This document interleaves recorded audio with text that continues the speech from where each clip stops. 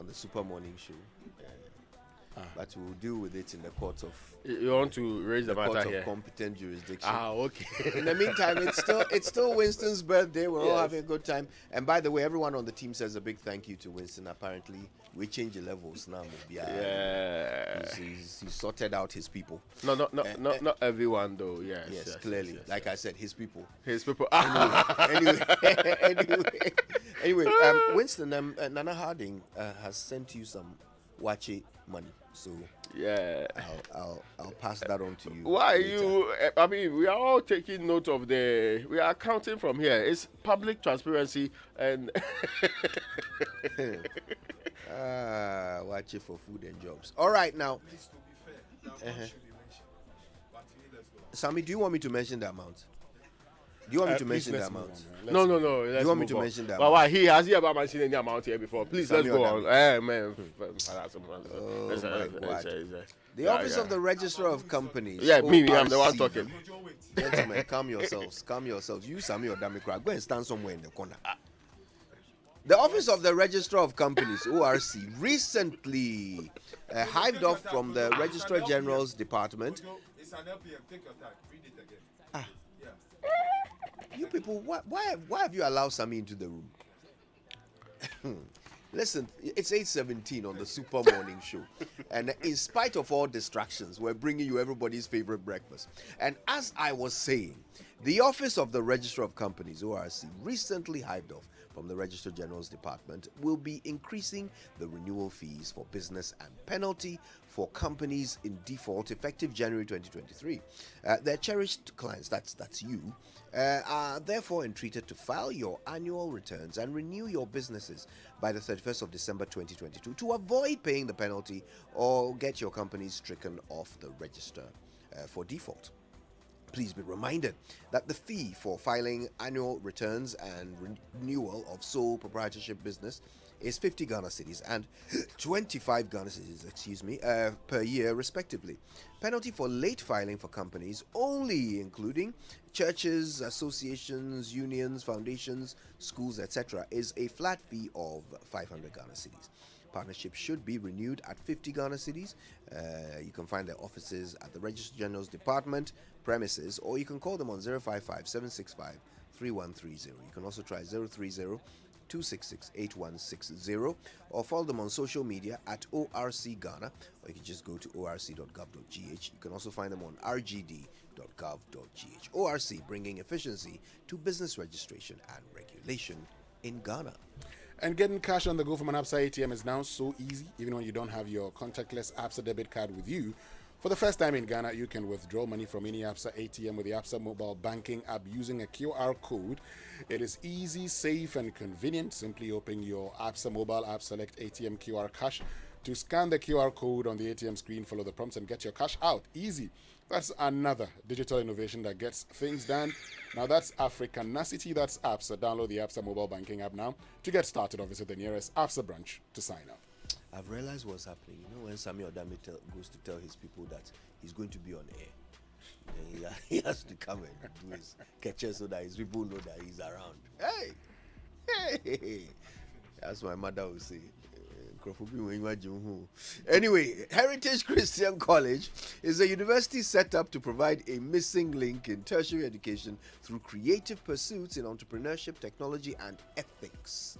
HCC is affiliated to KNUST and accredited by GTech. They offer business administration, information technology, and theology degrees, as well as ICA, CIMG, CIHRM, ICM, and media short courses.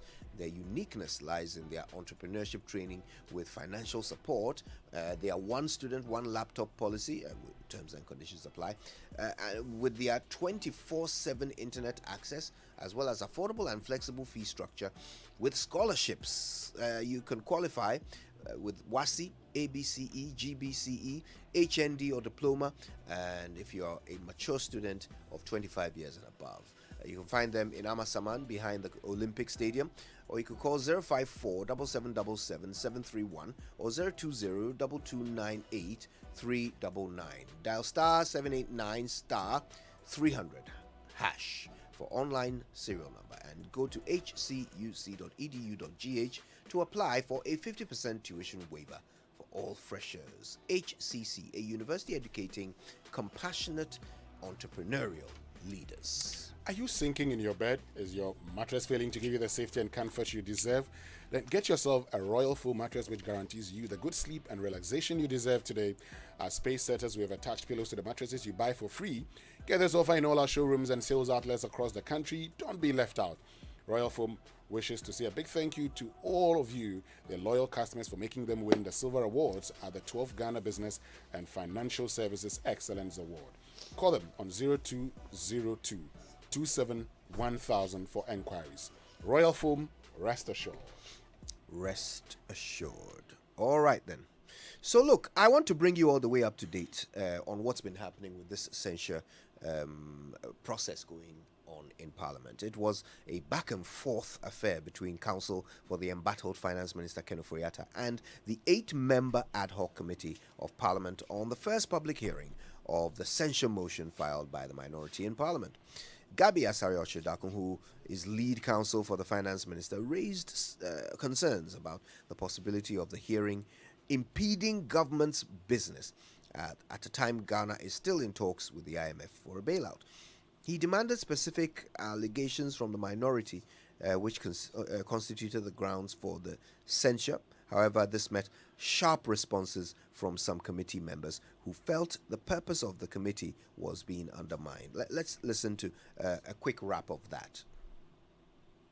That have been provided does not include the Auditor General's report. And this is the danger that we pointed out. If we are not careful, there will be surprises at every turn of these proceedings. And as we sit here, the Finance Minister of the Republic has a responsibility to be working on the budget, to be negotiating on the IMF program that the whole country is waiting for.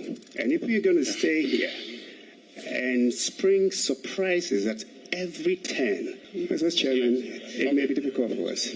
Chairman, I have a concern. The counsel to the Finance Minister, I don't know if you heard him, has been telling us that the Finance Minister has work to do. He has to lead IMF negotiations, prepare the budget, as though what is going on here is not important. Some of us take strong exception. This is an important constitutional assignment, very important to Parliament and to the Ghanaian people. I think that such expressions, with all due respect, very condescending, and as though we are wasting their time. It's totally unacceptable. Do I take it that that comment was posited in a specific context? He thought that you directed him to go out of the box, out of the contest, but we think we indicated to him that we wrote it down. I have it as a number 5. So maybe if it is omitted on this, we pointed out to him that it is here. Yeah, he has a valid point. But to add that they have an IMF negotiations and budget, as if what's happening here is some circus, with all due respect. If it was suggested to them that go out and look for it, and he suggested it might take time of the IMF. It's all right. We can allow. No, Mr. Chairman, he must withdraw that. This is a very important exercise. I take strong exception to that, Mr. Chairman. I think the honourable member has a very legitimate point that has been made with respect to the importance of this exercise. That this is a constitutional exercise, a referral from the Speaker of Parliament. The entire country, Ghanaian people, expect us to return a report to Mr. Speaker with respect to the grounds stipulated in the motion for the Honourable House to debate and to take a decision. And this is so important that we cannot, be seen to be trivializing it. So that is a very legitimate point. As far as I'm concerned, the statement was made in a specific context. You giving me a list to go through. My view, and when I say mine, I'm now putting on the shoe of counsel on the other side. So, Chair, you can't make that point without talking about the more important things you have doing. No. So if you said that you throw all this at me, and you expect that when you also know very well that I've got A, B, C, D to do, World Bank, this and that, Mr. Ochirako, is it difficult for you to rephrase it? Oh, not at all. This is an important exercise, and we're only asking for direction so that we can finish it on time. That's all. All right, it's 8:26, and you just heard a bit of the back and forth that marked the beginning of the censure process in Parliament. Gabia Sariochidako seeking to determine the rules of engagement there, and the committee certainly not having any of it, expecting that there should not be so much interference and demand for information at a time when the process is just at its beginning. Fascinating stuff, huh? Interesting. Hopefully, when the finance minister gets to respond to all of this, it will be cleared out. I think because this is the first time a committee like this is actually dealing with this, with the numbers and all of that, there are still some gray areas. Hopefully, they will not lose sight of the main job they have to do there. And the main job is that Parliament is seeking to send a signal to the executive president and the finance minister that you have underperformed. Ideally, you should go. But whether the president will listen and act on it is a different thing altogether. But it will be a very clear signal sent by the Parliament of the Republic of Ghana after its majority had openly said, we do not want to have anything to do with this minister. Indeed, they were even willing to give the president some leeway. They backtracked on that.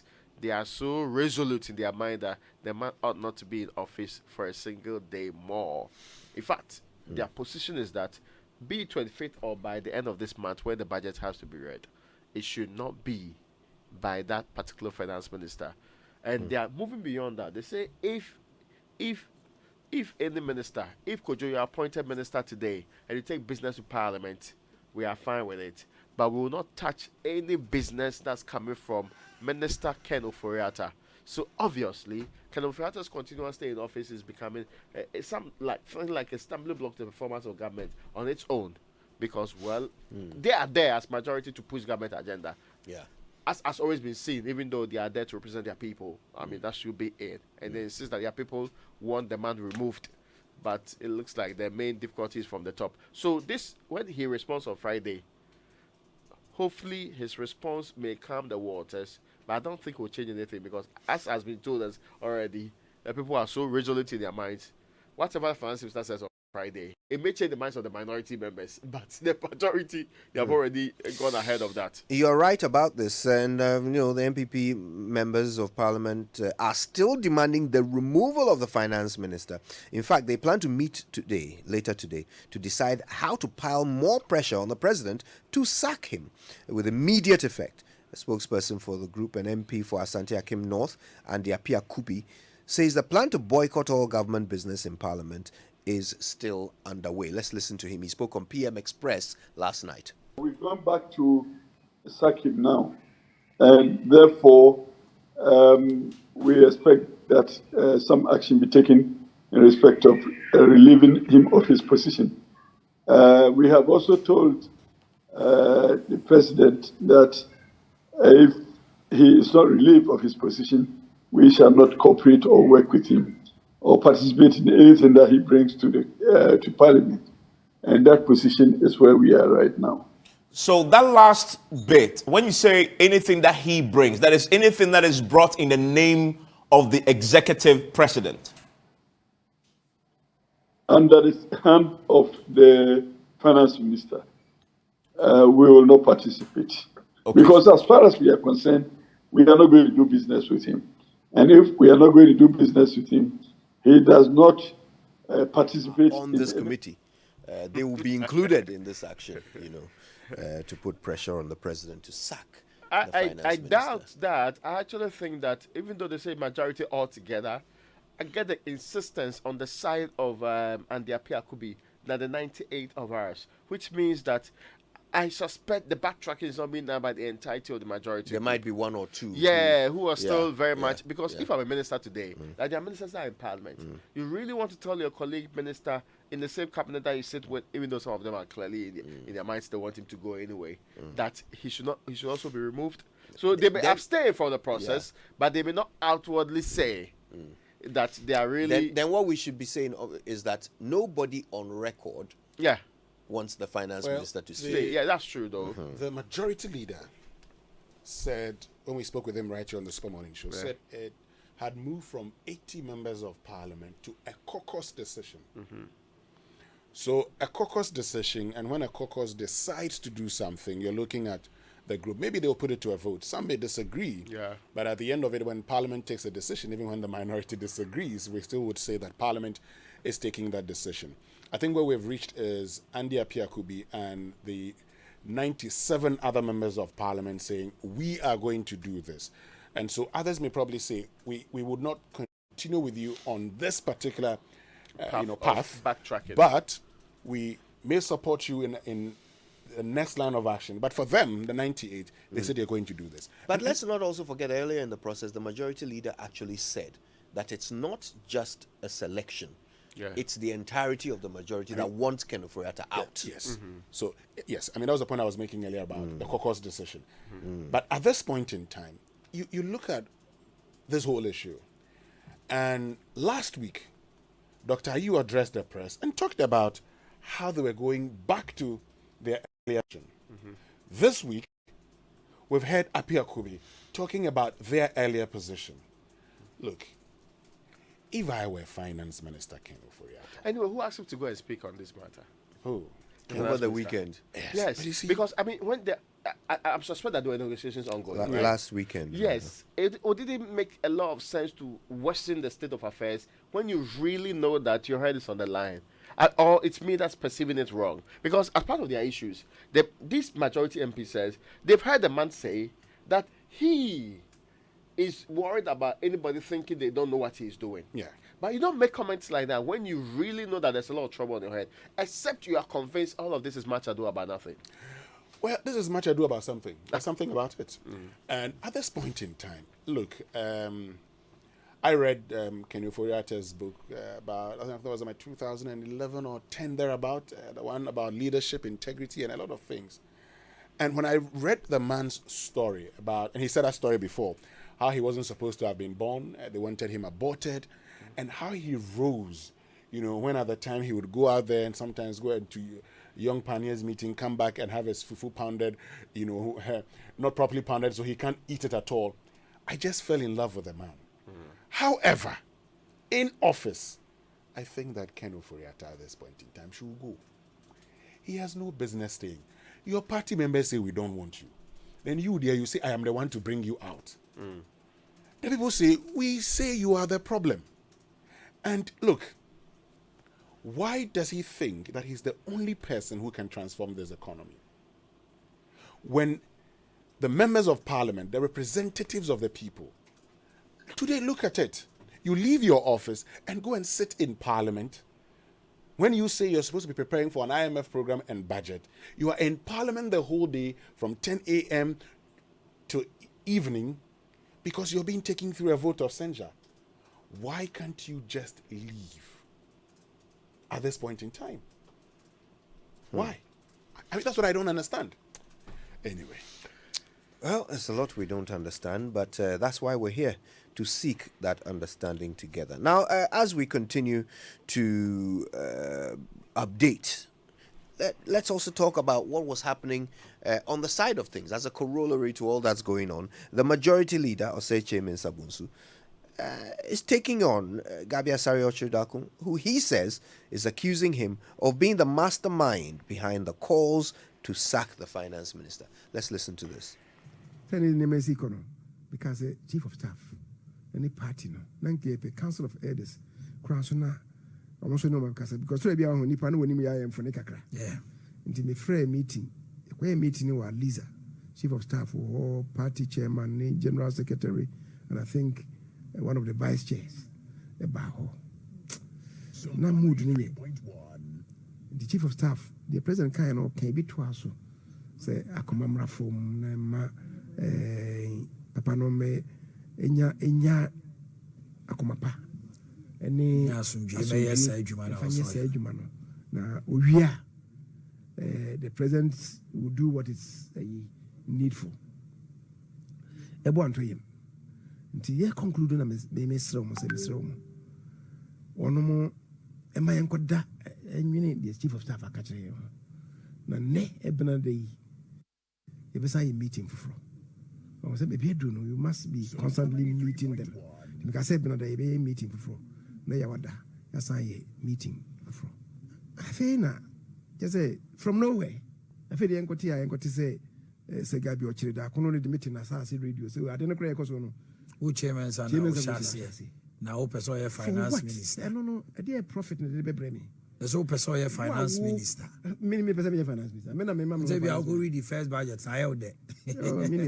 Oh, be a whole card in the boom.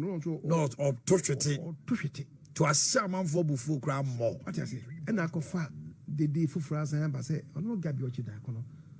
Who does he think he is? That's what you say.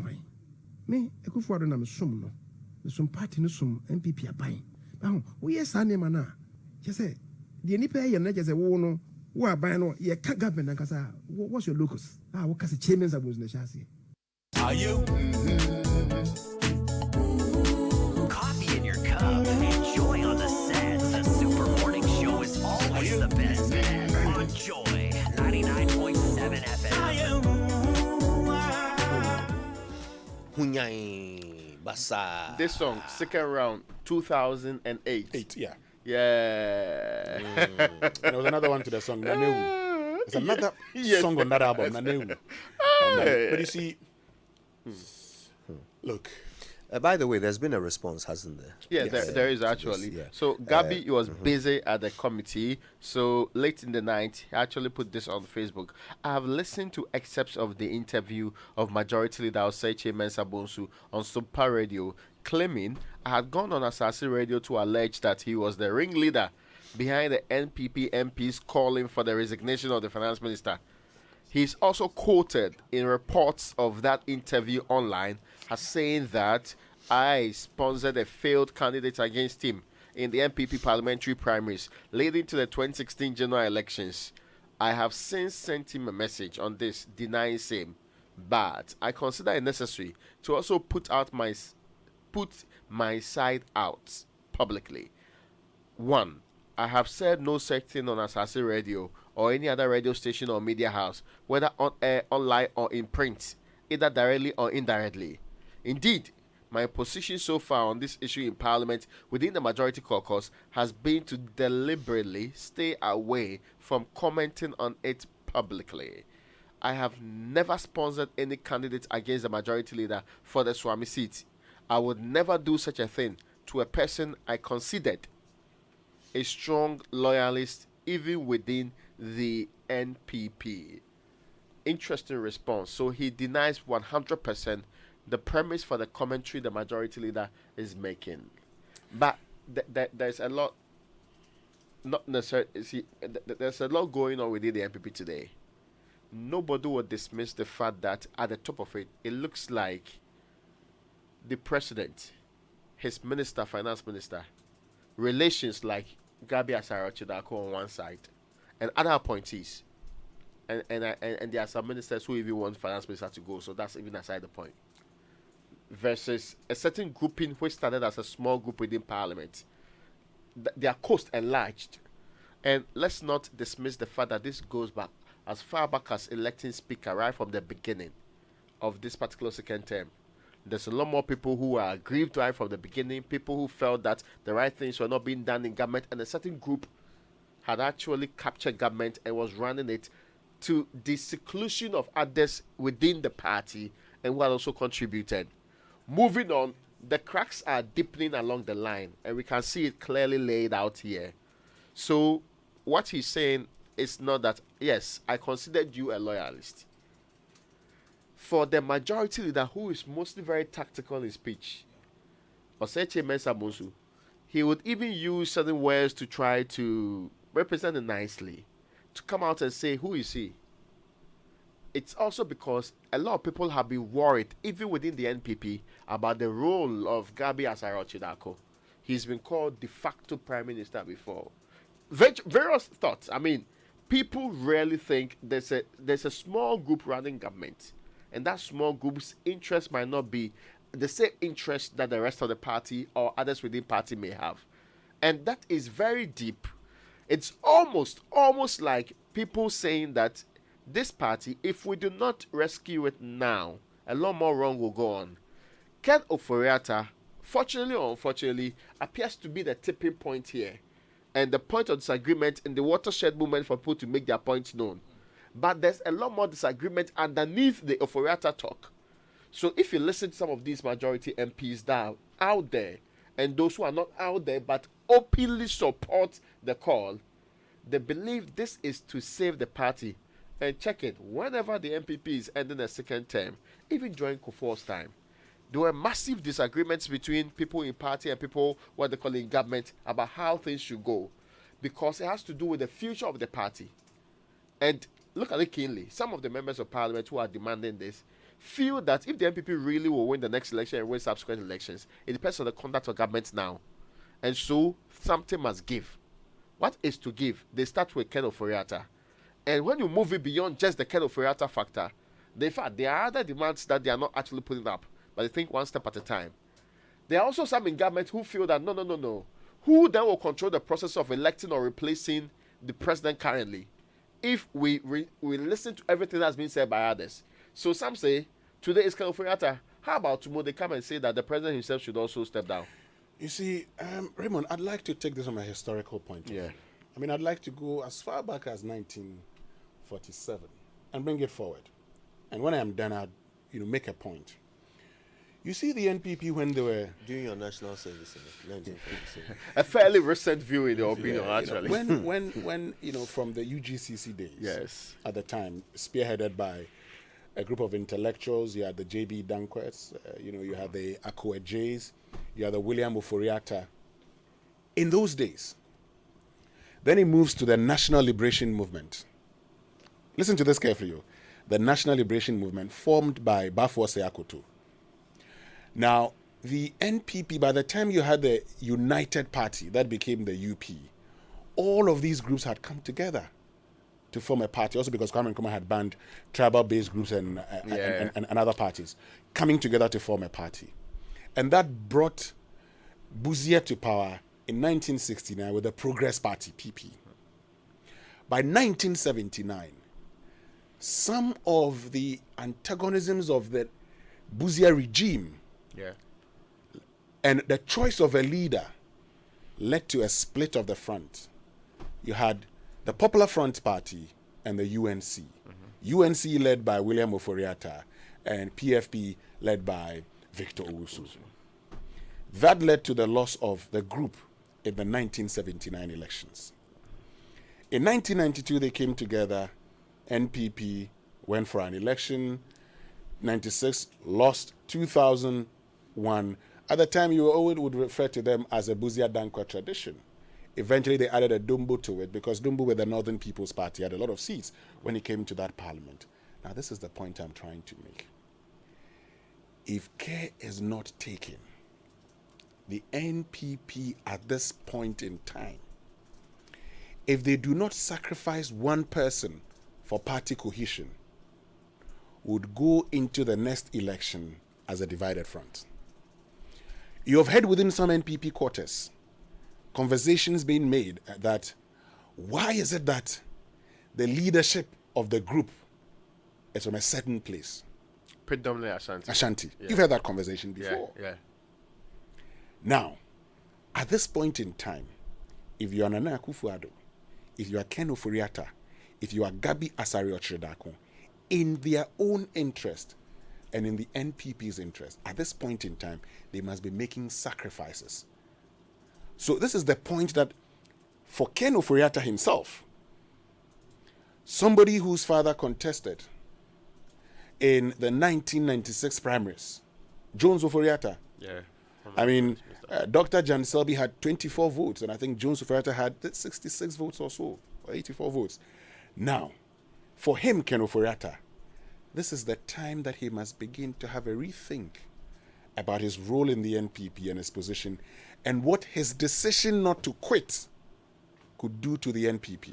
Because at this point, he had contemplated he being a vice presidential candidate. Yes, but you see, the point is that because at this point in time, if he doesn't go, and the majority carries out its threat of not doing business with him, the budget can be rejected. In fact, it will be rejected if the NDC deems it necessary to reject the budget.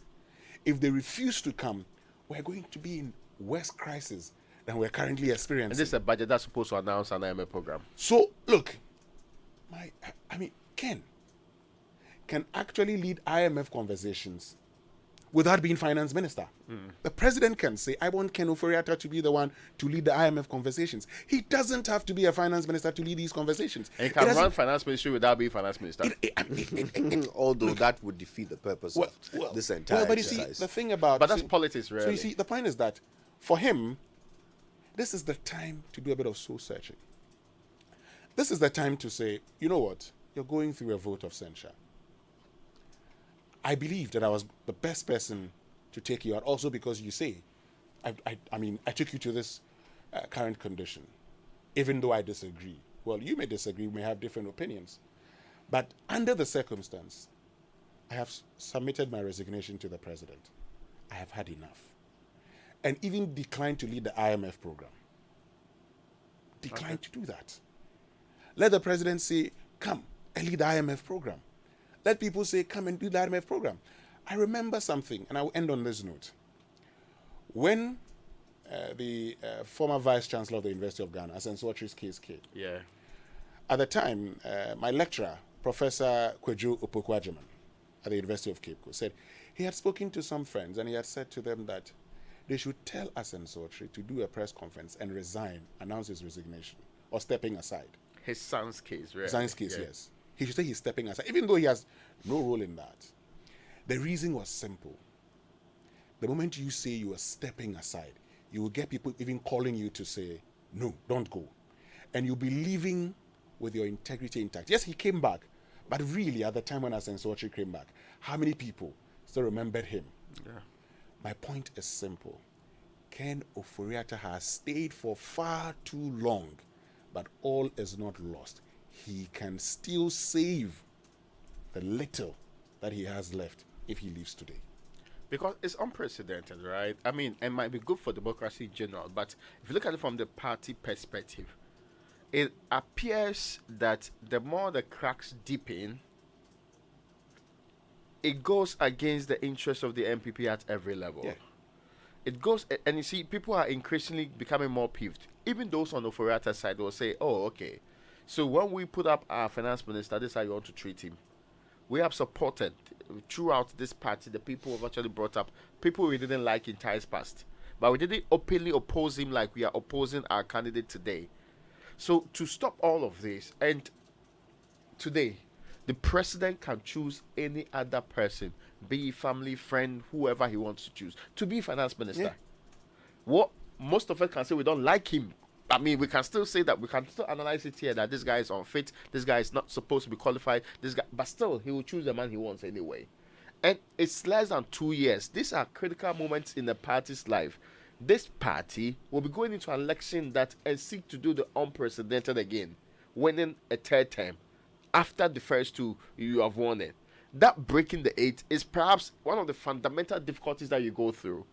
Your odds are not improved if you have what appears to be, and you see sometimes infighting within party, oh well, not so much of a big deal. But when it's blown up in everybody's face, that majority MPs are openly telling the president that we are not cooperating with your minister, no matter what happens. And this is a key minister. This is the chancellor of the exchequer, the guy whose business is to run the finance ministry. If the finance ministry is not functioning today, virtually all ministries are not functioning. Yeah. And it's so key, right? So that part ought to be dealt with.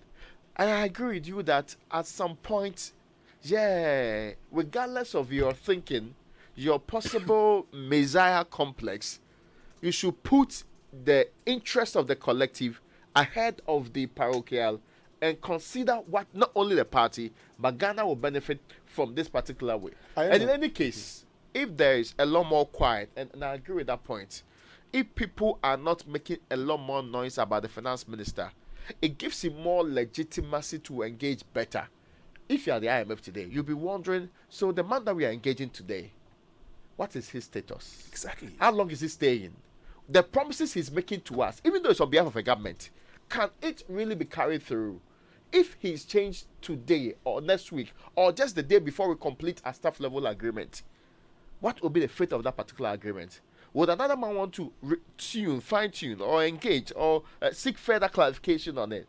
Would that person come from Parliament or outside Parliament? Would it be the person who was on the table with us and in this negotiation? It's more complex. at the core of this, I think it will be to our collective interest, if that is what he has been pursuing since he became a government official in 2017. It will be in our collective interest that Mr. Ofori-Atta says, well, I'm stepping back. Let the show continue. Yeah, fascinating stuff. But the central question that will remain until this matter is resolved is, why does the president believe that we can't do without Ken Ofori-Atta? Why is the president convinced of this? Why? When we come back, we ask another important question, because while all of this is going on, NASA's documentary is still making waves.